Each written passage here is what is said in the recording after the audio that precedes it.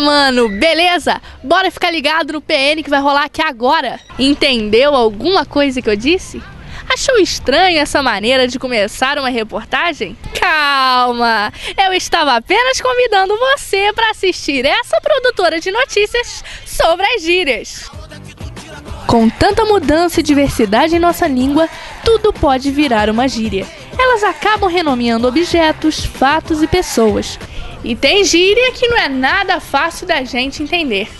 Você sabe o que é banzé?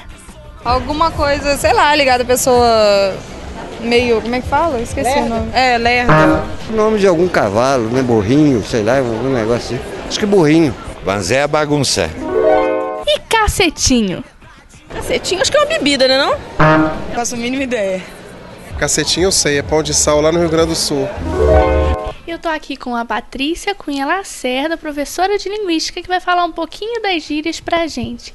E aí, Patrícia, as gírias, tudo que a gente fala, pode se tornar uma gíria? Na verdade, o primeiro ponto a se destacar é a língua. Não há como se pensar a língua sem se pensar a sociedade. Então as gírias, na verdade, fazem parte de toda a heterogeneidade linguística, né? Se a sociedade muda com o tempo, obviamente a língua muda. E as gírias entram justamente nessa mudança, como uma evidência clara de que a língua constantemente está em processo de inovação, de mudança. Como atriz, Márcia Falabella explica como as gírias ajudam na construção dos personagens. Eu acho que a gíria acaba ajudando quando você pega um personagem que está inserido numa determinada época ou numa determinada tribo, e aí você tem determinados termos que identificam aquele momento ou aquele grupo de pessoas. Os Rodrigues, por exemplo, usa muito batata, isso é batata. Coisas que até, vez por outra, a gente acaba repetindo no dia a dia, mas que ele utiliza, que você reconhece que naquela determinada época essa maneira de falar. E as gírias também são uma forma das pessoas se adequarem ao meio social.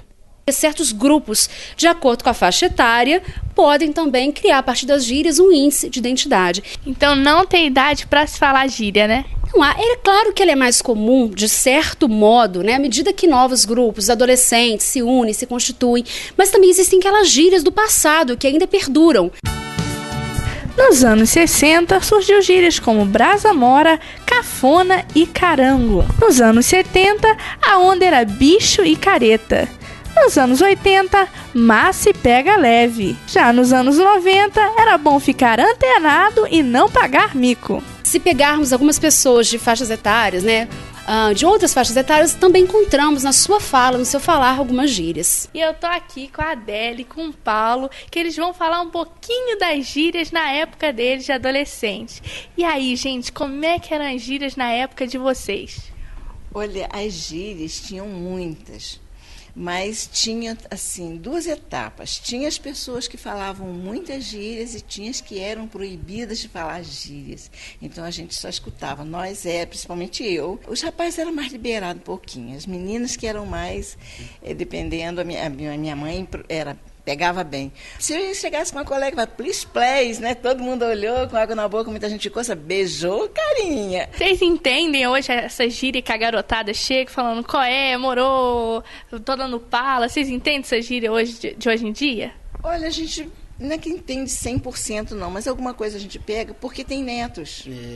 E os netos falam, aí na internet você vê, então um neto te deixa um recadinho, aí não vai, o meu neto, por exemplo, ele não deixa um recadinho para mim, ele fala do jeito dele. Rolou um crime, o crime foi legal, coisa e tal, então esse é muito bacana, né? E as gírias podem ser encontradas em diversos universos, é o que nos conta Magda Tresse. Eu tinha que passar para as crianças as regras de como frequentar a biblioteca, né?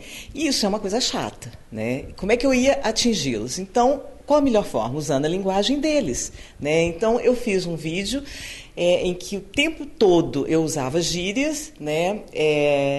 E eles simplesmente se encantaram, né? Com essa forma gostosa de brincar, né, com as palavras, com coisas até que alguns não conheciam e ficaram conhecendo. Eu fui introduzindo aos poucos várias gírias. Os mano, tudo pirado, cara. Fala sério, isso é desnecessário, sabe? E eu vou conversar agora com o MC Old, que vai falar um pouquinho pra gente sobre esse universo das gírias no rap. Quais são as gírias que marcam o estilo do rap? Normalmente a gente usa muito pode crer, tá ligado, tamo junto. Isso são gírias bem marcantes do nosso mundo e a gente acaba sempre usando ali para uma rima de escape. Cada um tem seu tipo de gíria. Você tem uma tribo, você fala de um jeito, entendeu? É o jeito que você acaba se identificando. Tem algum caso curioso de algum amigo que chegou para você, contou uma gíria e você não sabia dizer? Em São Paulo a gente tem umas gírias já que eu, por exemplo, não entenderia. Por exemplo, boi. O boi pode fazer um boi, significa várias coisas. As gírias se fazem presentes em todos os lugares, o que não seria diferente na música. As gírias, elas iam muito de músicas também. Pai que não liberava muito a gente falar, mas a gente achava legal e começava a fazer, só que não podia fazer muito próximo dele. Mas aí a gente cantava a música, né? O Please Please daqui, né? Please Please fez o beijo que eu levei, né? Você fala assim, aquela ali é uma brasa, então aquela ali você podia ir porque ela era mais assanhadinha. Você podia chegar tranquila. Aí se falasse assim, ó, sujou, não rolou, códigos, cantava uma música. Please Please fez o beijo que eu levei. Dele dentro do cinema. Todo mundo olhou me condenando, só porque eu estava amando. Agora lá em casa todo mundo vai saber que o beijo que eu dei nele fez barulho sem querer. Todo mundo olhou, mas com água na boca muita gente ficou.